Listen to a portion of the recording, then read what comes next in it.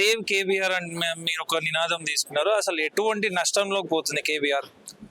చూడండి, ఇట్లాంటివి open spaces ఏవైతే గ్రీన్ కవర్ ఉన్నదో, ఏదైతే మన హీట్ పెరుగుతుందో, హీట్ పెరగడం వలన అంతకంటే డబుల్ రెట్టింపుతో మనకు వానలు వస్తాయి. ఏంటి ప్రాణం, ఇవన్నీ మంచి వానలు కావు, ఇవన్నీ ప్రాణం తీసే వానలు. ఎట్లయితే ప్రాణం తీసే ఎండలు ఉన్నాయో అట్లా ప్రాణం తీసే వానలు.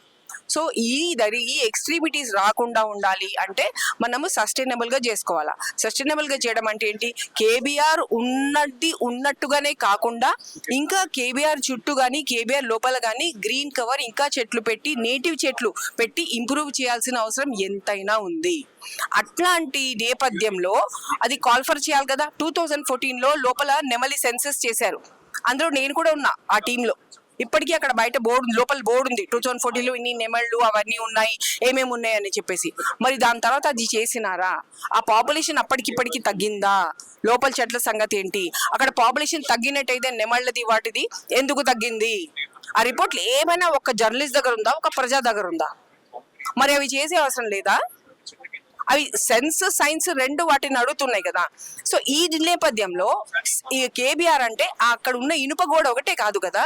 కేబీఆర్ అంటే ఇప్పుడు ఇంటికి ఎట్లా కాంపౌండ్ ఉంటది, ఆ కాంపౌండ్ లోపలికి వచ్చేసి ఇంకా ఇది కాంపౌండే కదా అని లోపలికి వస్తే నేను ఇంటి నుంచి బయటకు వచ్చి తరుముతాను కదా, నేను నా కాంపౌండ్ లోకి వచ్చినావని. ఇంట్లో రాలే, ఇంకా కాంపౌండ్ రాగానే తరుముతున్నాను నేను. మరి కేబీఆర్ కు కూడా అట్లాగే కాంపౌండ్ ఉంటది. ఆ ఇనుప గోడ కేబీఆర్ బౌండరీ అనుకుంటున్నట్టయితే దానికి 25 to 35 మీటర్స్ దాకా ఒక ఈకో సెన్సిటివ్ జోన్ అని చెప్పి పెట్టారన్నమాట. సో అది ఒక అడాప్టబిలిటీ, అంటే ఒక్కొక్క పరిసరానికి ఎంత అవసరమో దాన్ని బట్టి ఈకో సెన్సిటివ్ జోన్ ఉంటుంది. లేకపోతే నార్మల్ గా 1 కిలోమీటర్ పెట్టేస్తా ఉంటారు. కానీ మనం ఇక్కడ పెట్టుకోవచ్చు. పూర్వం 25 to 35 మీటర్స్ అని ఉండే. ఆ ఉన్నదాన్ని తగ్గించేసి ఇష్టం వచ్చినట్టుగా అక్కడేమో అవతల జూబ్లీ హిల్స్ చెక్ పోస్ట్ దగ్గర ఆ పెద్ద బిల్డింగ్ కి పర్మిషన్ ఇచ్చేసి ఇప్పుడు అక్కడ వాళ్ళు బఫర్ జోన్, అక్కడ వాళ్ళు కేబీఆర్ బౌండరీ అని పెడితే దానికి బఫర్ జోన్ ఏమిస్తారో అదంతా బఫర్ జోన్ లో వస్తుంది. అది బఫర్ జోన్ లో వచ్చిందంటే దాన్ని తీయాల దాన్ని. సో ఇట్లాంటివి వాళ్ళు చేసిన తప్పుదాళ్ళ వల్లనే ఇప్పుడు వాళ్ళు మళ్ళీ ఇంకా ఇరుక్కుని ఉన్నారన్నమాట. కానీ ఇప్పుడు ఇక్కడ చెప్పాల్సింది ఏంటంటే, ఏదైతే ఈ ఐఏఎస్ ఆఫీసర్లు, ఏదైతే జిహెచ్ఎంసీ కమిషనర్ కానివ్వండి, కలెక్టర్ హైదరాబాద్ కానివ్వండి, వెళ్ళి చెప్తున్నాం వాళ్ళకి వాల్టా పర్మిషన్స్ లేవు, ఏమీ లేవు, వాళ్ళు చెట్లు కొట్టేస్తున్నారు, అబద్ధాలు చెప్పి లేని పర్మిషన్స్ ఉన్నది చెప్పి ఇలా చెప్పేసి చేయడానికి అవసరం ఏంది? ఒక ప్రాజెక్ట్ అనగా మీరు జర్నలిస్ట్ కదా, మీరు కూడా ఒక ప్రాజెక్ట్ ఏరియాకి వెళ్ళిండ్రు కదా, తవ్వారు కదా. మరి అక్కడ పబ్లిక్ ప్రాజెక్ట్ జరుగుతున్నప్పుడు ఒక పెద్ద బోర్డు పెట్టాలా. ఆ బోర్డు మీద start date project, end date project, project cost, project name, project doing agency, ఇవన్నీ ఉండాలా. ఏమున్నాయి చూసిండ్రా మీరు? మరి ఎవడు చేస్తున్నట్టు అసలు ఆ ప్రాజెక్ట్ అంతా? మరి ఈ రకంగా ఎందుకు చేస్తున్నాం? ప్రజల కోసం అంటున్నారు కదా. మరి ప్రజల కోసం అయితే ఈ ప్రాసెస్ మొత్తం, ప్రొసీజర్ మొత్తం ఎందుకు ఓవర్ రైడ్ చేస్తుండ్రు? నీరు సరిగా ఉందా? ప్రశ్నలు రావా? ఎవరన్నా వాళ్ళు మాట్లాడుకుంటూ హైదరాబాద్ లో ట్రాఫిక్ పెరిగిపోయింది, కేబీఆర్ చుట్టూ కూడా ట్రాఫిక్ చాలా పెరిగిపోయింది, మేము ఇట్లా చేయడం వల్ల ట్రాఫిక్ కంట్రోల్ అవుతుంది అని చెప్తున్నారు. ఓకే, ఎప్పుడైనా ఒక ప్రాజెక్ట్ లో క్లియర్ గా రాసి ఉంటది అన్నమాట, డిపిఆర్స్ లో ఆల్ ది ఆల్టర్నేటివ్స్ ఎక్స్ప్లోర్డ్. మీరు ఏం ఆల్టర్నేటివ్స్ ఎక్స్ప్లోర్ చేశారు? ఎవరికైనా తెలుసా? మీరు జర్నలిస్ట్, మీకు తెలుసా? మేము ప్రజలం, మాకు తెలుసా? ఎవరికి తెలీదు. అడిగినా ఇవ్వట్లేదు. డిపిఆర్ కూడా లేదు పబ్లిక్ డొమైన్ లో.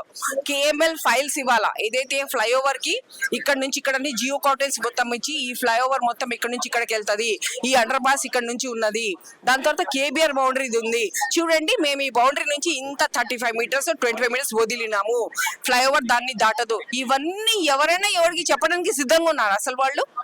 ఆర్డీలు కూడా ఇవ్వట్లేదు, ఎక్కడ ఇవ్వట్లేదు. మరి ప్రజల ప్రభుత్వం ఇట్లా ఉండాలా.